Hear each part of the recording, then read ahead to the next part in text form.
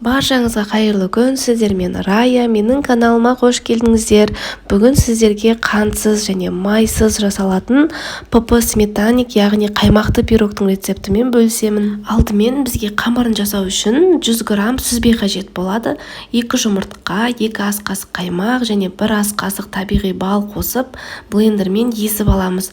Одан кейін езілген массаға 6 ас қасық глютенсіз күріш ұнын қостым. Сіздер кез келген глютенсіз ұн қоссаңыздар болады, және разрыхлитель салып, песочный қамыр илейміз да, оны формаға салып, бортик жасаймыз. Бортикті қасықпен немесе қолыңызбен жасасаңыздар болады. Одан кейін бізге салмасын дайындау үшін 400 грамм қаймақ қажет болады. 1 жұмыртқа және 2 ас қасық кукурузный крахмал салып, және сахар заменитель немесе бал қоссаңыздар болады. Жақсылап араластырып аламыз да, жаңағы дайын болған формаға саламыз. Алдын ала қызып тұрған пеште 180 градуста 35 минут пісіріп аламыз.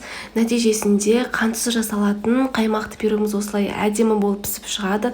Кәдімгі қарапайым классикалық сметаниктен еш айырмашылығы жоқ. Бір жасағаннан шығатын рецепт. Сіздер де жасап, нәтижесін комментарийда бөлісіңіздер. Егер менің видеом ұнаса, лайк басып каналыма тіркелуді ұмытпаңыздар. Сіздермен болған мен Рая, сау болыңыздар.